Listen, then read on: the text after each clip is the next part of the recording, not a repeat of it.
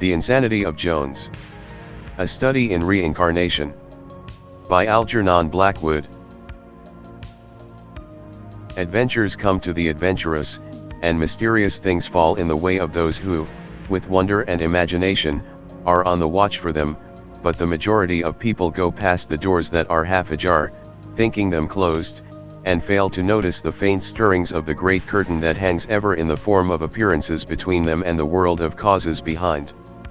For only to the few whose inner senses have been quickened, perchance by some strange suffering in the depths, or by a natural temperament bequeathed from a remote past, comes the knowledge, not too welcome, that this greater world lies ever at their elbow, and that any moment a chance combination of moods and forces may invite them to cross the shifting frontier. Some, however, are born with this awful certainty in their hearts, and are called to no apprenticeship, and to this select company Jones undoubtedly belonged. All his life he had realized that his senses brought to him merely a more or less interesting set of sham appearances, that space, as men measure it, was utterly misleading, that time, as the clock ticked it in a succession of minutes, was arbitrary nonsense, and, in fact, that all his sensory perceptions were but a clumsy representation of real things behind the curtain, things he was forever trying to get at, and that sometimes he actually did get at. He had always been tremblingly aware that he stood on the borderland of another region, a region where time and space were merely forms of thought, where ancient memories lay open to the sight, and where the forces behind each human life stood plainly revealed, and he could see the hidden springs at the very heart of the world. Moreover, the fact that he was a clerk in a fire insurance office, and did his work with strict attention, never allowed him to forget for one moment that, just beyond the dingy brick walls where the 100 men scribbled with pointed pens beneath the electric lamps, there existed this glorious region where the important part of himself dwelt and moved and had its being.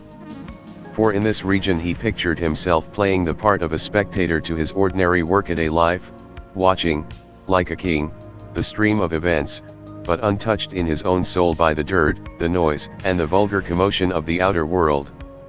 And this was no poetic dream merely. Jones was not playing prettily with idealism to amuse himself. It was a living, working belief. So convinced was he that the external world was the result of a vast deception practiced upon him by the gross senses, that when he stared at a great building like St. Paul's he felt it would not very much surprise him to see it suddenly quiver like a shape of jelly and then melt utterly away, while in its place stood all at once revealed the mass of color, or the great intricate vibrations, or the splendid sound, the spiritual idea which it represented in stone. For something in this way it was that his mind worked. Yet, to all appearances, and in the satisfaction of all business claims, Jones was normal and unenterprising.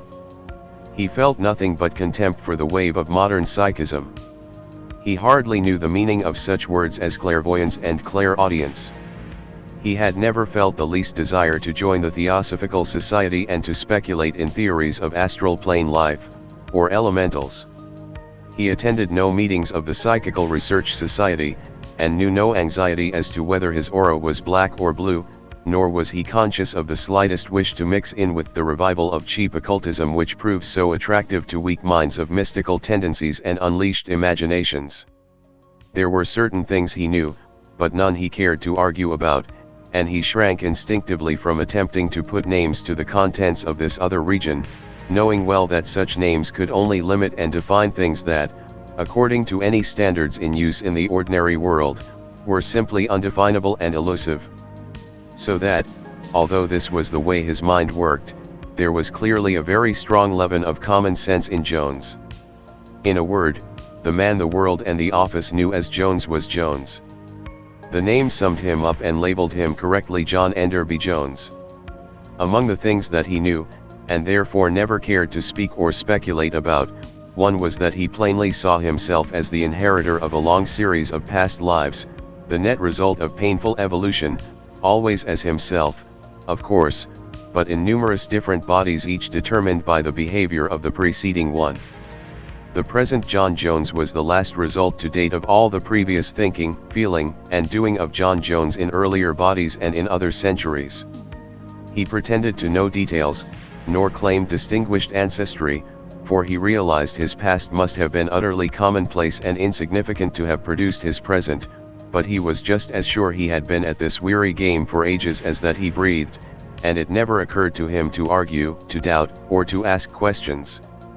And one result of this belief was that his thoughts dwelt upon the past rather than upon the future, that he read much history, and felt specially drawn to certain periods whose spirit he understood instinctively as though he had lived in them, and that he found all religions uninteresting because, almost without exception, they start from the present and speculate ahead as to what men shall become, instead of looking back and speculating why men have got here as they are.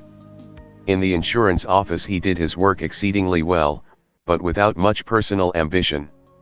Men and women he regarded as the impersonal instruments for inflicting upon him the pain or pleasure he had earned by his past workings, for chance had no place in his scheme of things at all, and while he recognized that the practical world could not get along unless every man did his work thoroughly and conscientiously, he took no interest in the accumulation of fame or money for himself, and simply, therefore, did his plain duty, with indifference as to results.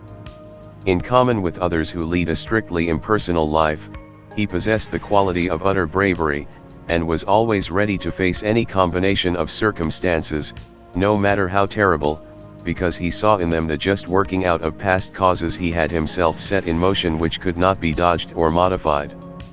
And whereas the majority of people had little meaning for him, either by way of attraction or repulsion, the moment he met someone with whom he felt his past had been vitally interwoven, his whole inner being leapt up instantly and shouted the fact in his face, and he regulated his life with the utmost skill and caution, like a sentry on watch for an enemy whose feet could already be heard approaching. Thus, while the great majority of men and women left him uninfluenced, since he regarded them as so many souls merely passing with him along the great stream of evolution, there were, here and there, individuals with whom he recognized that his smallest intercourse was of the gravest importance. These were persons with whom he knew in every fiber of his being he had accounts to settle, pleasant or otherwise, arising out of dealings in past lives, and into his relations with these few, therefore, he concentrated as it were the efforts that most people spread over their intercourse with a far greater number. By what means he picked out these few individuals only those conversant with the startling processes of the subconscious memory may say, but the point was that Jones believed the main purpose, if not quite the entire purpose, of his present incarnation lay in his faithful and thorough settling of these accounts, and that if he sought to evade the least detail of such settling, no matter how unpleasant, he would have lived in vain, and would return to his next incarnation with this added duty to perform. For according to his beliefs there was no chance, and could be no ultimate shirking, and to avoid a problem was merely to waste time and lose opportunities for development. And there was one individual with whom Jones had long understood clearly he had a very large account to settle, and towards the accomplishment of which all the main currents of his being seemed to bear him with unswerving purpose. For, when he first entered the insurance office as a junior clerk 10 years before, and through a glass door had caught sight of this man seated in an inner room, one of his sudden overwhelming flashes of intuitive memory had burst up into him from the depths, and he had seen, as in a flame of blinding light, a symbolical picture of the future rising out of a dreadful past, and he had, without any act of definite volition, marked down this man for a real account to be settled. With that man I shall have much to do, he said to himself, as he noted the big face look up and meet his eye through the glass. There is something I cannot shirk, a vital relation out of the past of both of us. And he went to his desk trembling a little, and with shaking knees, as though the memory of some terrible pain had suddenly laid its icy hand upon his heart and touched the scar of a great horror. It was a moment of genuine terror when their eyes had met through the glass door, and he was conscious of an inward shrinking and loathing that seized upon him with great violence and convinced him in a single second that the settling of this account would be almost, perhaps, more than he could manage. The vision passed as swiftly as it came, dropping back again into the submerged region of his consciousness, but he never forgot it, and the whole of his life thereafter became a sort of natural though undeliberate preparation for the fulfillment of the great duty when the time should be ripe. In those days 10 years ago this man was the assistant manager, but had since been promoted as manager to one of the company's local branches, and soon afterwards Jones had likewise found himself transferred to the same branch. A little later, again, the branch at Liverpool, one of the most important, had been in peril owing to mismanagement and defalcation, and the man had gone to take charge of it, and again, by mere chance apparently, Jones had been promoted to the same place. And this pursuit of the assistant manager had continued for several years, often, too, in the most curious fashion, and though Jones had never exchanged a single word with him, or been so much as noticed indeed by the great man, the clerk understood perfectly well that these moves in the game were all part of a definite purpose. Never for one moment did he doubt that the invisibles behind the veil were slowly and surely arranging the details of it all so as to lead up suitably to the climax demanded by justice, a climax in which himself and the manager would play the leading roles. "It is inevitable," he said to himself, "and I feel it may be terrible, but when the moment comes I shall be ready, and I pray God that I may face it properly and act like a man." Moreover, as the years passed, and nothing happened, he felt the horror closing in upon him with steady increase, for the fact was Jones hated and loathed the manager with an intensity of feeling he had never before experienced towards any human being. He shrank from his presence, and from the glance of his eyes, as though he remembered to have suffered nameless cruelties at his hands, and he slowly began to realize, moreover, that the matter to be settled between them was one of very ancient standing, and that the nature of the settlement was a discharge of accumulated punishment which would probably be very dreadful in the manner of its fulfillment. When, therefore, the chief cashier one day informed him that the man was to be in London again, this time as general manager of the head office, and said that he was charged to find a private secretary for him from among the best clerks, and further intimated that the selection had fallen upon himself, Jones accepted the promotion quietly, fatalistically, yet with a degree of inward loathing hardly to be described. For he saw in this merely another move in the evolution of the inevitable nemesis which he simply dared not seek to frustrate by any personal consideration, and at the same time he was conscious of a certain feeling of relief that the suspense of waiting might soon be mitigated. A secret sense of satisfaction, therefore, accompanied the unpleasant change, and Jones was able to hold himself perfectly well in hand when it was carried into effect and he was formally introduced as private secretary to the general manager.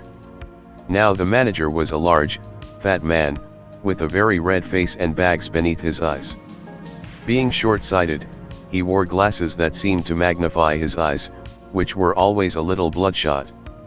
In hot weather a sort of thin slime covered his cheeks, for he perspired easily. His head was almost entirely bald, and over his turned-down collar his great neck folded in two distinct reddish collops of flesh. His hands were big and his fingers almost massive in thickness.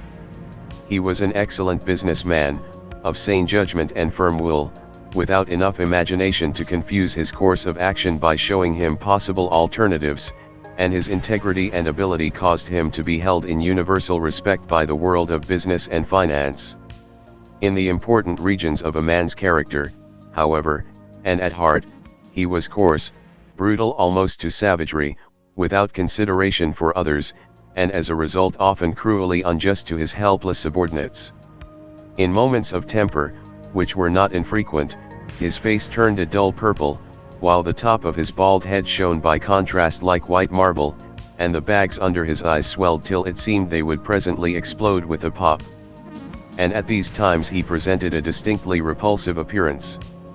But to a private secretary like Jones, who did his duty regardless of whether his employer was beast or angel, and whose mainspring was principle and not emotion, this made little difference. Within the narrow limits in which anyone could satisfy such a man, he pleased the general manager, and more than once his piercing intuitive faculty, amounting almost to clairvoyance, assisted the chief in a fashion that served to bring the two closer together than might otherwise have been the case, and caused the man to respect in his assistant a power of which he possessed not even the germ himself. It was a curious relationship that grew up between the two, and the cashier, who enjoyed the credit of having made the selection, profited by it indirectly as much as anyone else. So for some time the work of the office continued normally and very prosperously. John Enderby Jones received a good salary, and in the outward appearance of the two chief characters in this history there was little change noticeable, except that the manager grew fatter and redder, and the secretary observed that his own hair was beginning to show rather grayish at the temples. There were, however, two changes in progress, and they both had to do with Jones, and are important to mention. One was that he began to dream evilly.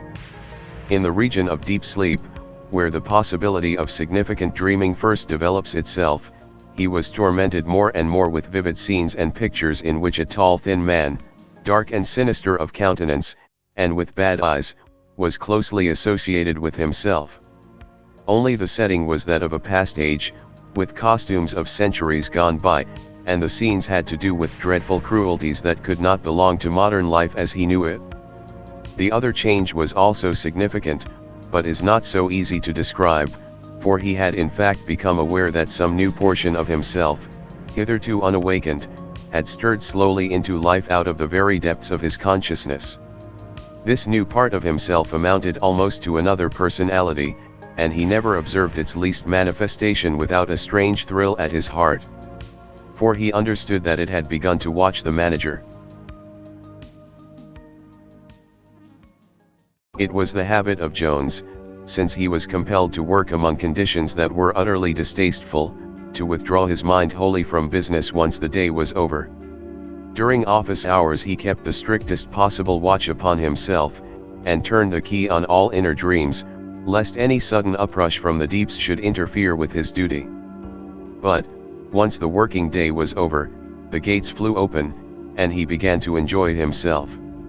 He read no modern books on the subjects that interested him, and, as already said, he followed no course of training, nor belonged to any society that dabbled with half-told mysteries, but, once released from the office desk in the manager's room, he simply and naturally entered the other region, because he was an old inhabitant, a rightful denizen, and because he belonged there. It was, in fact, really a case of dual personality, and a carefully drawn agreement existed between Jones of the Fire Insurance Office and Jones of the Mysteries, by the terms of which, under heavy penalties, neither region claimed him out of hours. For the moment he reached his rooms under the roof in Bloomsbury, and had changed his city code to another, the iron doors of the office clanged far behind him, and in front, before his very eyes, rolled up the beautiful gates of ivory, and he entered into the places of flowers and singing and wonderful veiled forms. Sometimes he quite lost touch with the outer world, forgetting to eat his dinner or go to bed, and lay in a state of trance, his consciousness working far out of the body.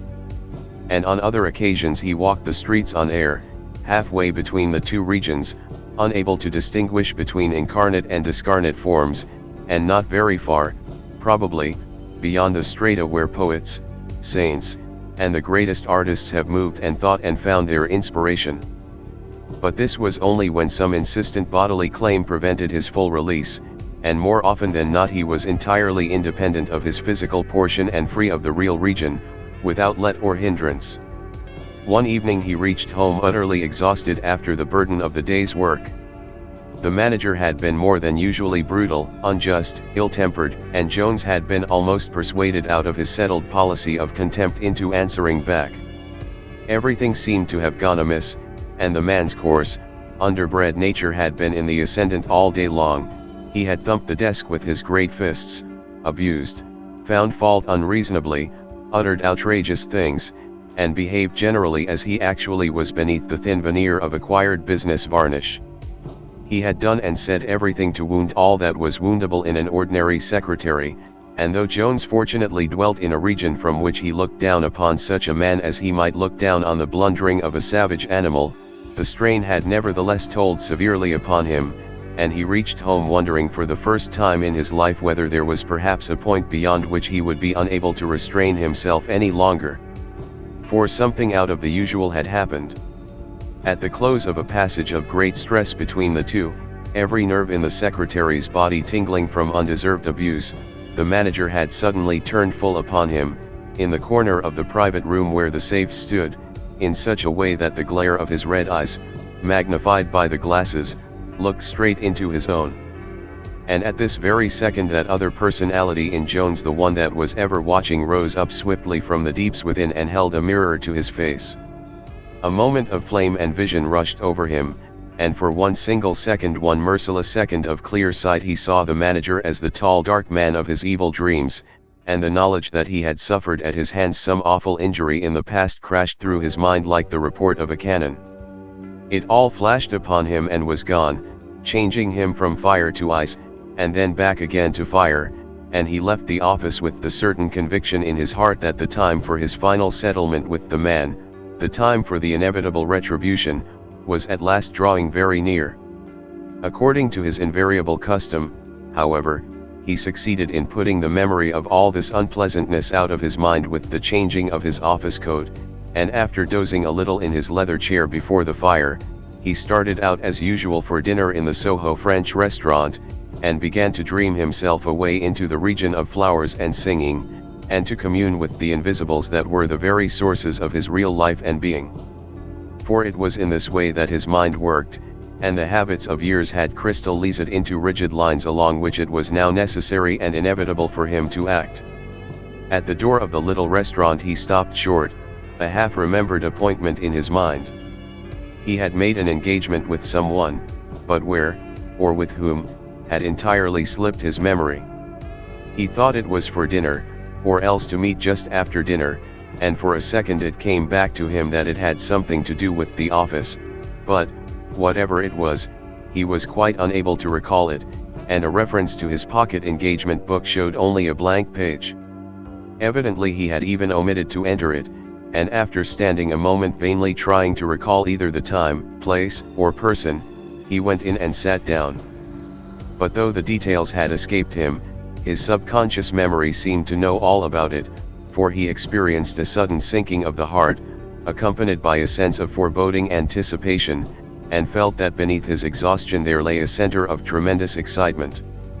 The emotion caused by the engagement was at work, and would presently cause the actual details of the appointment to reappear. Inside the restaurant the feeling increased. Instead of passing, someone was waiting for him somewhere, someone whom he had definitely arranged to meet. He was expected by a person that very night and just about that very time. But by whom? Where? A curious inner trembling came over him, and he made a strong effort to hold himself in hand and to be ready for anything that might come.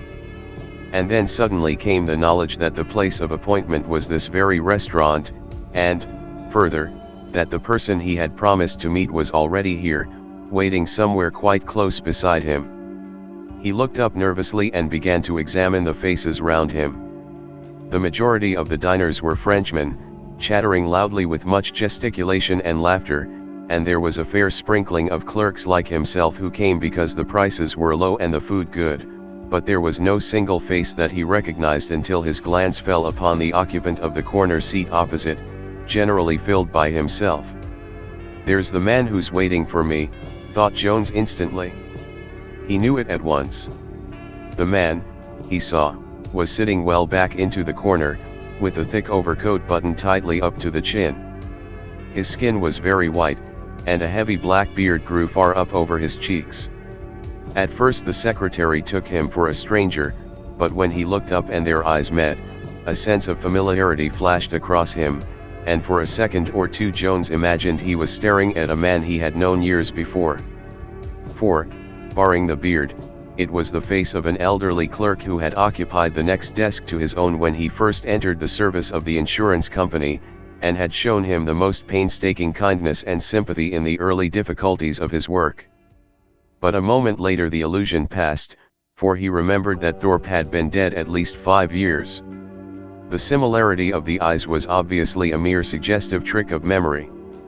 The two men stared at one another for several seconds, and then Jones began to act instinctively, and because he had to.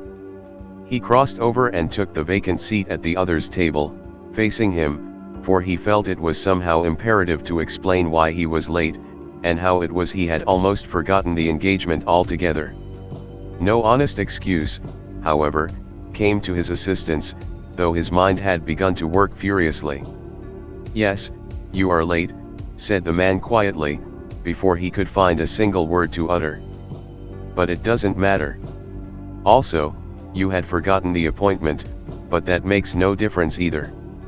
I knew that there was an engagement, Jones stammered, passing his hand over his forehead, but somehow. You will recall it presently, continued the other in a gentle voice, and smiling a little. It was in deep sleep last night we arranged this, and the unpleasant occurrences of today have for the moment obliterated it. A faint memory stirred within him as the man spoke, and a grove of trees with moving forms hovered before his eyes and then vanished again, while for an instant the stranger seemed to be capable of self-distortion and to have assumed vast proportions, with wonderful flaming eyes. Oh, he gasped. It was there in the other region. Of course, said the other, with a smile that illumined his whole face. You will remember presently, all in good time, and meanwhile you have no cause to feel afraid. There was a wonderful soothing quality in the man's voice, like the whispering of a great wind, and the clerk felt calmer at once. They sat a little while longer, but he could not remember that they talked much or ate anything. He only recalled afterwards that the head waiter came up and whispered something in his ear, and that he glanced round and saw the other people were looking at him curiously, some of them laughing, and that his companion then got up and led the way out of the restaurant. They walked hurriedly through the streets, neither of them speaking, and Jones was so intent upon getting back the whole history of the affair from the region of deep sleep, that he barely noticed the way they took.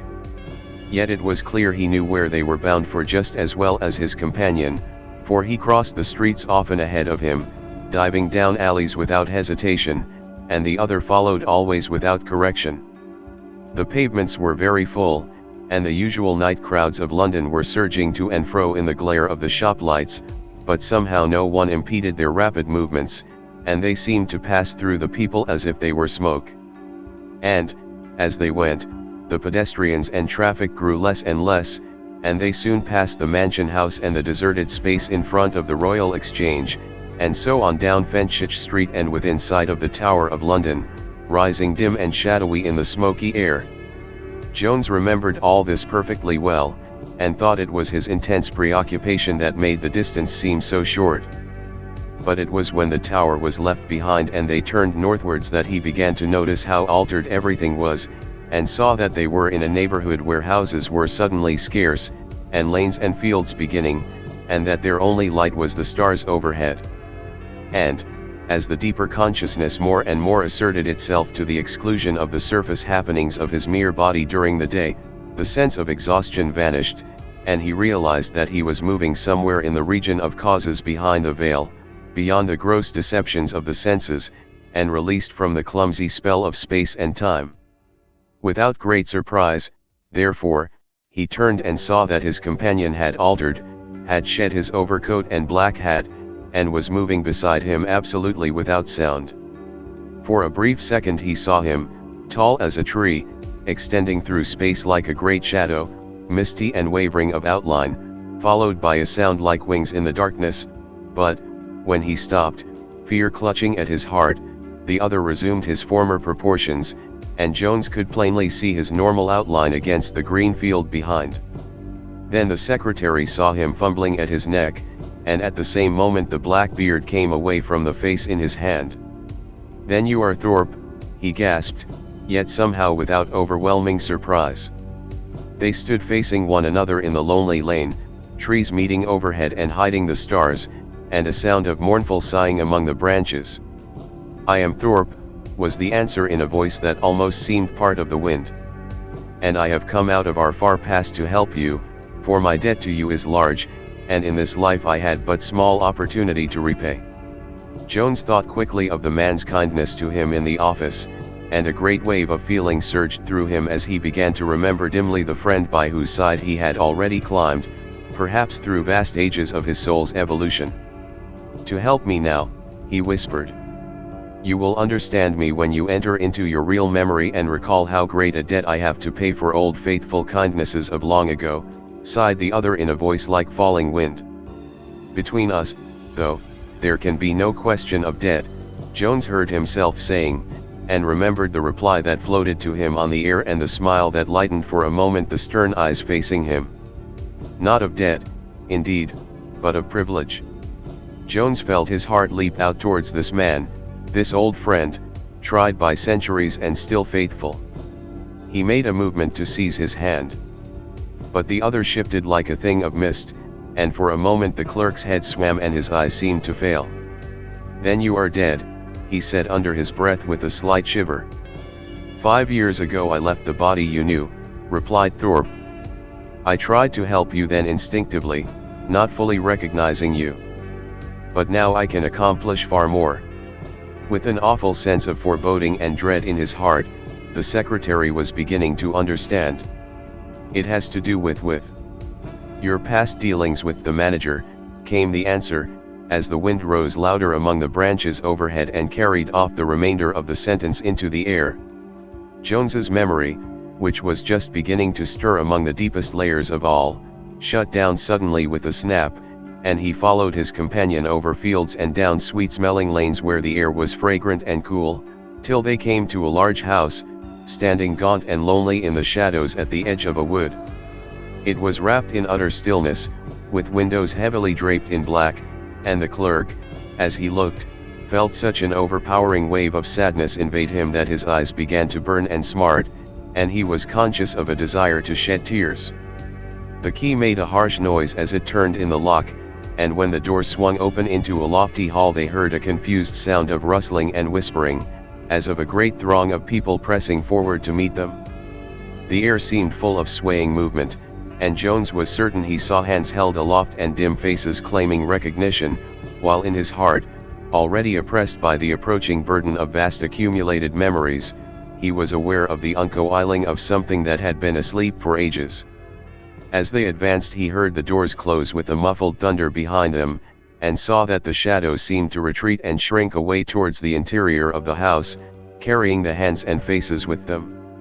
He heard the wind singing round the walls and over the roof, and its wailing voice mingled with the sound of deep, collective breathing that filled the house like the murmur of a sea, and as they walked up the broad staircase and through the vaulted rooms, where pillars rose like the stems of trees, he knew that the building was crowded, row upon row, with the thronging memories of his own long past.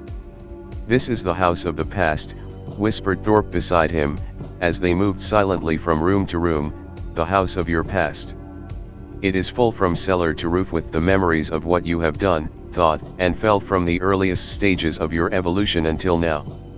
The house climbs up almost to the clouds, and stretches back into the heart of the wood you saw outside, but the remoter halls are filled with the ghosts of ages ago too many to count, and even if we were able to waken them you could not remember them now. Some day, though, they will come and claim you, and you must know them, and answer their questions, for they can never rest till they have exhausted themselves again through you, and justice has been perfectly worked out. But now follow me closely, and you shall see the particular memory for which I am permitted to be your guide, so that you may know and understand a great force in your present life, and may use the sword of justice, or rise to the level of a great forgiveness, according to your degree of power." Icy thrills ran through the trembling clerk, and as he walked slowly beside his companion he heard from the vaults below, as well as from more distant regions of the vast building, the stirring and sighing of the serried ranks of sleepers, sounding in the still air like a chord swept from unseen strings stretched somewhere among the very foundations of the house. Stealthily, picking their way among the great pillars, they moved up the sweeping staircase and through several dark corridors and halls, and presently stopped outside a small door in an archway where the shadows were very deep. "Remain close by my side, and remember to utter no cry," whispered the voice of his guide, and as the clerk turned to reply he saw his face was stern to whiteness and even shone a little in the darkness.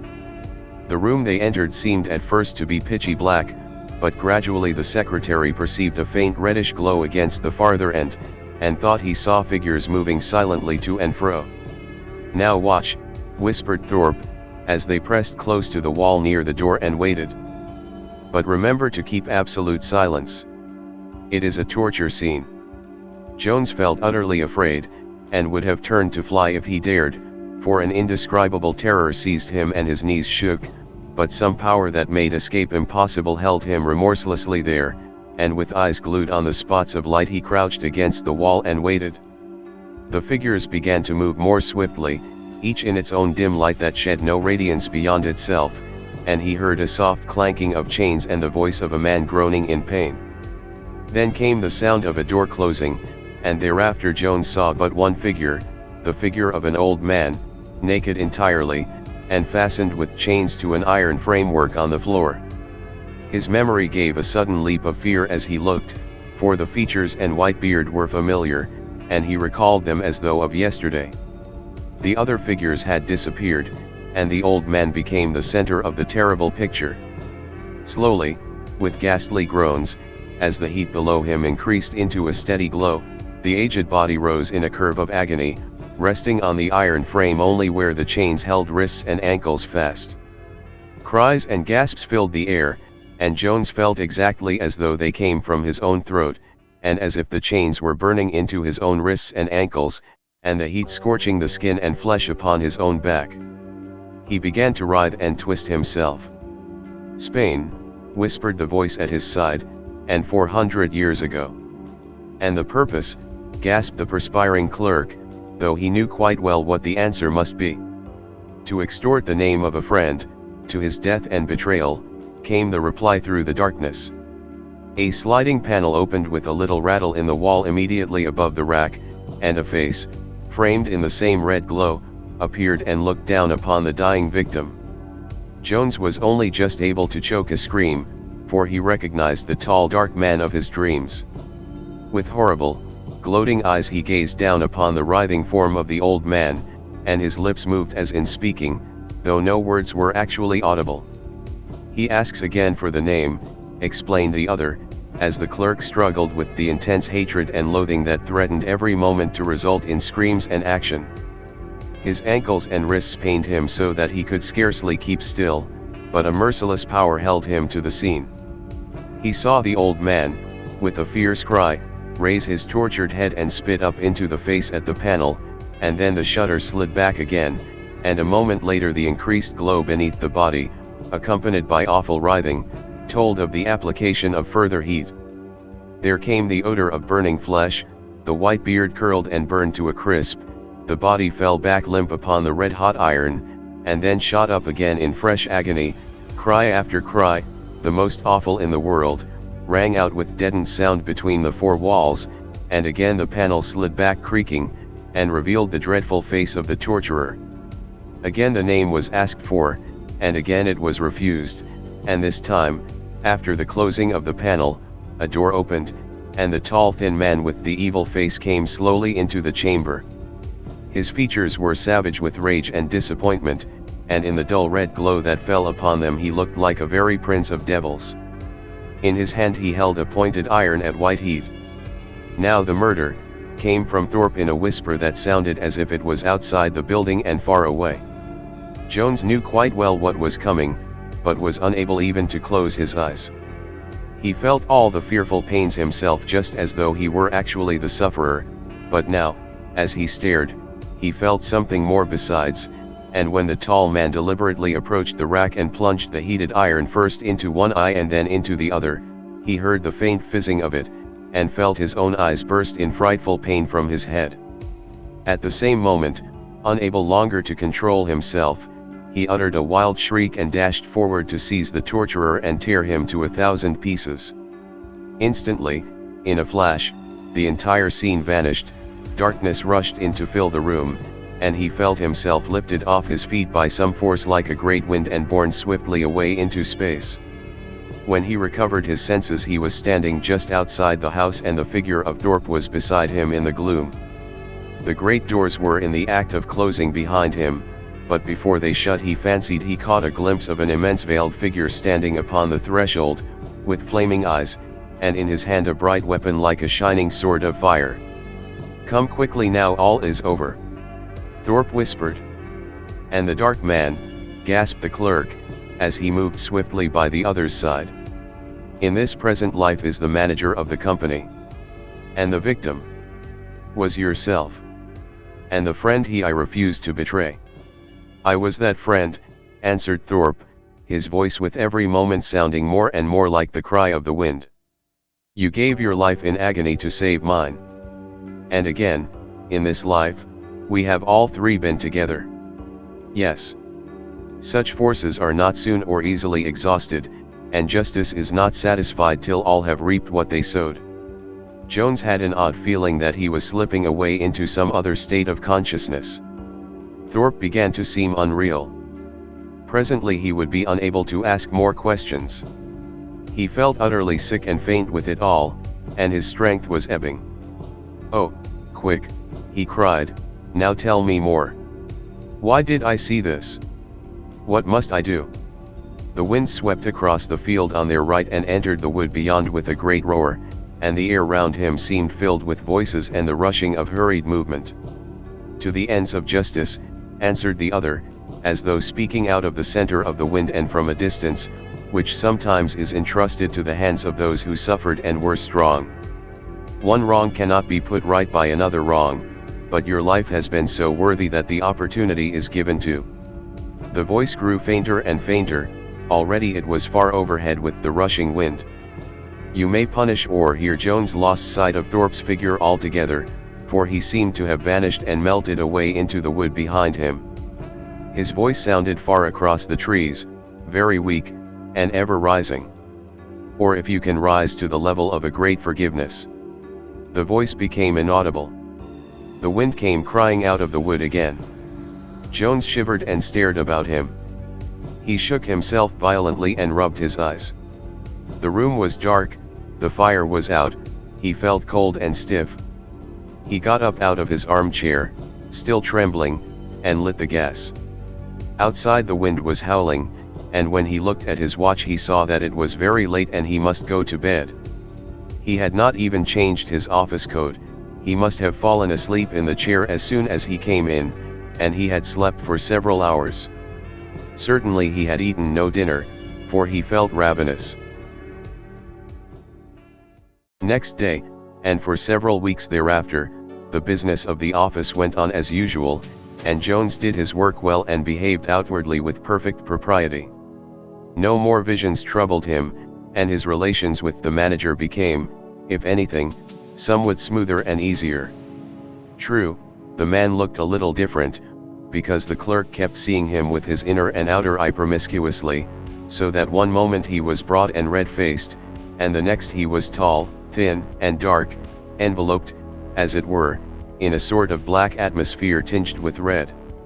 While at times a confusion of the two sights took place, and Jones saw the two faces mingled in a composite countenance that was very horrible indeed to contemplate. But, beyond this occasional change in the outward appearance of the manager, there was nothing that the secretary noticed as the result of his vision, and business went on more or less as before, and perhaps even with a little less friction. But in the rooms under the roof in Bloomsbury it was different, for there it was perfectly clear to Jones that Thorpe had come to take up his abode with him. He never saw him, but he knew all the time he was there. Every night on returning from his work he was greeted by the well-known whisper, "Be ready when I give the sign," and often in the night he woke up suddenly out of deep sleep and was aware that Thorpe had that minute moved away from his bed and was standing waiting and watching somewhere in the darkness of the room. Often he followed him down the stairs, though the dim gas jet on the landings never revealed his outline, and sometimes he did not come into the room at all, but hovered outside the window, peering through the dirty panes, or sending his whisper into the chamber in the whistling of the wind. For Thorpe had come to stay, and Jones knew that he would not get rid of him until he had fulfilled the ends of justice and accomplished the purpose for which he was waiting. Meanwhile, as the days passed, he went through a tremendous struggle with himself, and came to the perfectly honest decision that the level of a great forgiveness was impossible for him, and that he must therefore accept the alternative and use the secret knowledge placed in his hands and execute justice. And once this decision was arrived at, he noticed that Thorpe no longer left him alone during the day as before, but now accompanied him to the office and stayed more or less at his side all through business hours as well. His whisper made itself heard in the streets and in the train, and even in the manager's room where he worked, sometimes warning, sometimes urging, but never for a moment suggesting the abandonment of the main purpose, and more than once so plainly audible that the clerk felt certain others must have heard it as well as himself. The obsession was complete. He felt he was always under Thorpe's eye day and night, and he knew he must acquit himself like a man when the moment came, or prove a failure in his own sight as well in the sight of the other. And now that his mind was made up, nothing could prevent the carrying out of the sentence. He bought a pistol, and spent his Saturday afternoons practicing at a target in lonely places along the Essex shore, marking out in the sand the exact measurements of the manager's room. Sundays he occupied in like fashion, putting up at an inn overnight for the purpose, spending the money that usually went into the savings bank on traveling expenses and cartridges. Everything was done very thoroughly, for there must be no possibility of failure, and at the end of several weeks he had become so expert with his 6-shooter that at a distance of 25 feet, which was the greatest length of the manager's room, he could pick the inside out of a halfpenny 9 times out of a dozen, and leave a clean, unbroken rim. There was not the slightest desire to delay. He had thought the matter over from every point of view his mind could reach, and his purpose was inflexible. Indeed, he felt proud to think that he had been chosen as the instrument of justice in the infliction of so well-deserved and so terrible a punishment. Vengeance may have had some part in his decision, but he could not help that, for he still felt at times the hot chains burning his wrists and ankles with fierce agony through to the bone. He remembered the hideous pain of his slowly roasting back, and the point when he thought death must intervene to end his suffering, but instead new powers of endurance had surged up in him, and awful further stretches of pain had opened up, and unconsciousness seemed farther off than ever. Then at last the hot irons in his eyes. It all came back to him, and caused him to break out in icy perspiration at the mere thought of it, the vile face at the panel. The expression of the dark face. His fingers worked. His blood boiled. It was utterly impossible to keep the idea of vengeance altogether out of his mind. Several times he was temporarily balked of his prey. Odd things happened to stop him when he was on the point of action. The first day, for instance, the manager fainted from the heat. Another time when he had decided to do the deed, the manager did not come down to the office at all. And a third time, when his hand was actually in his hip pocket, he suddenly heard Thorpe's horrid whisper telling him to wait, and turning, he saw that the head cashier had entered the room noiselessly without his noticing it. Thorpe evidently knew what he was about, and did not intend to let the clerk bungle the matter. He fancied, moreover, that the head cashier was watching him. He was always meeting him in unexpected corners and places, and the cashier never seemed to have an adequate excuse for being there. His movements seemed suddenly of particular interest to others in the office as well, for clerks were always being sent to ask him unnecessary questions, and there was apparently a general design to keep him under a sort of surveillance, so that he was never much alone with the manager in the private room where they worked. And once the cashier had even gone so far as to suggest that he could take his holiday earlier than usual if he liked, as the work had been very arduous of late and the heat exceedingly trying. He noticed, too, that he was sometimes followed by a certain individual in the streets, a careless-looking sort of man, who never came face to face with him, or actually ran into him, but who was always in his train or omnibus, and whose eye he often caught observing him over the top of his newspaper, and who on one occasion was even waiting at the door of his lodgings when he came out to dine. There were other indications too, of various sorts, that led him to think something was at work to defeat his purpose, and that he must act at once before these hostile forces could prevent. And so the end came very swiftly, and was thoroughly approved by Thorpe. It was towards the close of July, and one of the hottest days London had ever known, for the city was like an oven, and the particles of dust seemed to burn the throats of the unfortunate toilers in street and office. The portly manager, who suffered cruelly owing to his size, came down perspiring and gasping with the heat. He carried a light-colored umbrella to protect his head. "He'll want something more than that, though." Jones laughed quietly to himself when he saw him enter. The pistol was safely in his hip pocket, every one of its 6 chambers loaded. The manager saw the smile on his face, and gave him a long steady look as he sat down to his desk in the corner. A few minutes later he touched the bell for the head cashier a single ring and then asked Jones to fetch some papers from another safe in the room upstairs.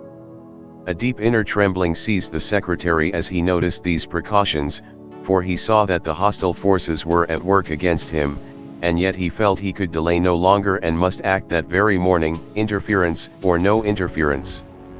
However, he went obediently up in the lift to the next floor, and while fumbling with the combination of the safe, known only to himself, the cashier, and the manager, he again heard Thorpe's horrid whisper just behind him. "You must do it today. You must do it today." He came down again with the papers, and found the manager alone. The room was like a furnace, and a wave of dead heated air met him in the face as he went in. The moment he passed the doorway he realized that he had been the subject of conversation between the head cashier and his enemy. They had been discussing him. Perhaps an inkling of his secret had somehow got into their minds. They had been watching him for days past. They had become suspicious. Clearly, he must act now, or let the opportunity slip by perhaps forever. He heard Thorpe's voice in his ear, but this time it was no mere whisper, but a plain human voice, speaking out loud. "Now," it said. "Do it now." The room was empty. Only the manager and himself were in it.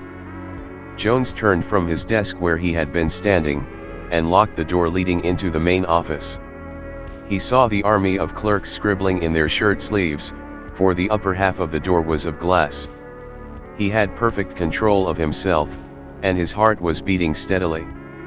The manager, hearing the key turn in the lock, looked up sharply. "What's that you're doing?" he asked quickly. "Only locking the door, sir," replied the secretary in a quite even voice. "Why? Who told you to?" "The voice of justice, sir," replied Jones, looking steadily into the hated face. The manager looked black for a moment, and stared angrily across the room at him. Then suddenly his expression changed as he stared, and he tried to smile. It was meant to be a kind smile evidently, but it only succeeded in being frightened. "That is a good idea in this weather," he said lightly, "but it would be much better to lock it on the outside, wouldn't it, Mr. Jones?" "I think not, sir. You might escape me then." "Now you can't." Jones took his pistol out and pointed it at the other's face. Down the barrel he saw the features of the tall dark man, evil and sinister. Then the outline trembled a little and the face of the manager slipped back into its place. It was white as death, and shining with perspiration. "You tortured me to death 400 years ago," said the clerk in the same steady voice, "and now the dispensers of justice have chosen me to punish you." The manager's face turned to flame, and then back to chalk again. He made a quick movement towards the telephone bell, stretching out a hand to reach it, but at the same moment Jones pulled the trigger and the wrist was shattered, splashing the wall behind with blood. "That's one place where the chains burnt," he said quietly to himself. His hand was absolutely steady, and he felt that he was a hero. The manager was on his feet, with a scream of pain, supporting himself with his right hand on the desk in front of him, but Jones pressed the trigger again, and a bullet flew into the other wrist, so that the big man, deprived of support, fell forward with a crash onto the desk. "You damned madman," shrieked the manager. "Drop that pistol."